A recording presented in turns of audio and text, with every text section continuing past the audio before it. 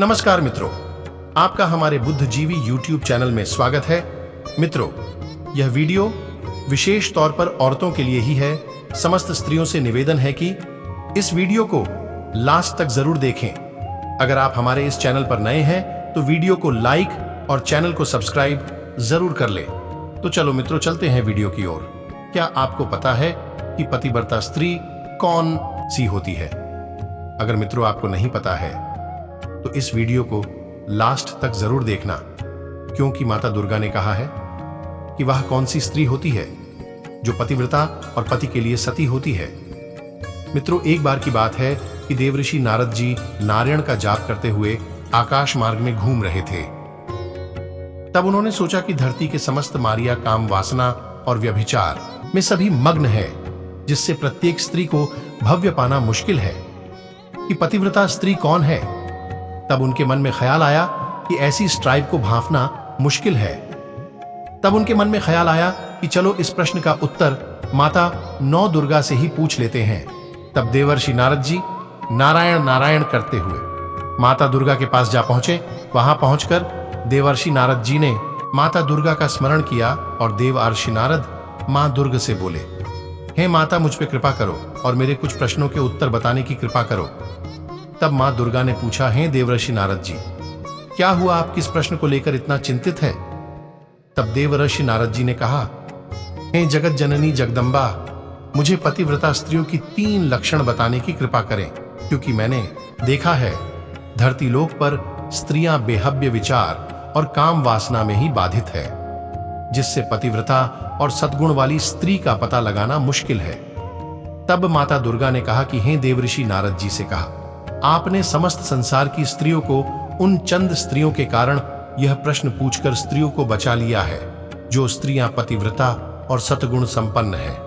माता दुर्गा कहती है कि हे देवर्षि नारद, मैं तुम्हें बताती हूं वह पतिव्रता स्त्री के वह 3 लक्षण कौन होती है और उसे कैसे पहचाना जा सकता है। और यह जिस भी स्त्री के अंदर 3 लक्षण होते हैं उस स्त्री का वंश दृढ़ होता है और उसके घर में कभी गरीबी नहीं आती है और उस स्त्री के कुलों को स्वर्ग की प्राप्ति होती है। जो स्त्रियां पतिव्रता होती है वह मृत्यु के पश्चात विष्णु लोक को प्राप्त होती है। पतिव्रता स्त्री की महानता का वर्णन करते हुए माता दुर्गा ने कहा, हे नारद, चलिए मैं आपको एक कथा के माध्यम से बताती हूं, आप इस कथा को अंत तक सुनिएगा। तब देवर्षि नारद जी ने कहा, हे जगत जननी जगदम्बा, मैं आपकी कथा अंत तक सुनूंगा। माता, इस कथा को जल्द से जल्द कृपा करके सुनाइए। माता दुर्गा आगे कहती है देवर्षि नारद जी, प्राचीन काल की बात है। प्रतिष्ठान नगर में कौशिक नाम के एक ब्राह्मण रहते थे। उन्हें पूर्व जन्म के पाप से कुष्ठ हो गया। ऐसी स्थिति में भी उनकी पत्नी देववत पूजा करती थी। इतनी सेवा होने पर भी पति क्रोधी स्वभाववश क्षण क्षण में फटकारता था, परंतु देवी के मन पर कोई प्रभाव नहीं पड़ रहा। पति वेश्यागामी था।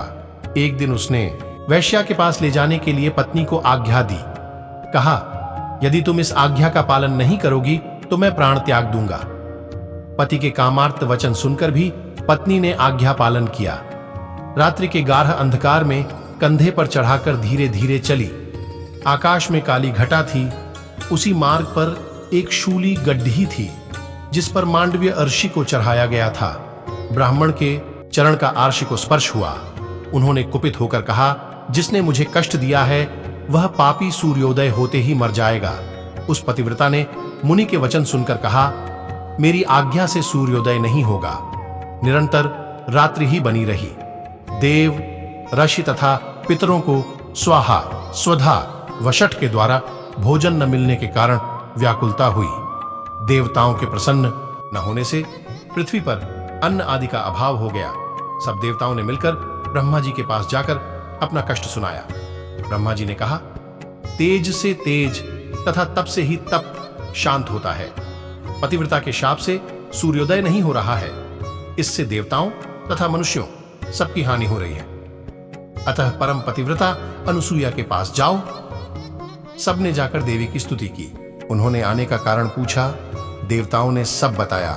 अत्रि पत्नी ने कहा, ऐसा काम करो जिससे पतिव्रता का महात्म्य कम न हो उसका सम्मान करके मैं सूर्य का आवाहन करूंगी, जिससे दिन रात्रि की व्यवस्था ठीक हो जाएगी।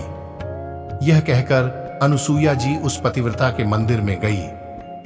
उसके पति तथा धर्म का कुशल पूछा, फिर कहा, कल्याणी, तुम समस्त देवता से अपने पति को श्रेष्ठ मानती हो। मनुष्य को 5 आरण सदा देने चाहिए। अपने वर्ण धर्म के अनुसार धनोपार्जन करके सत्पात्र में दान, सत्य, सरलता, तप, दया, इनका प्रतिदिन श्रद्धा सहित आचरण करना चाहिए।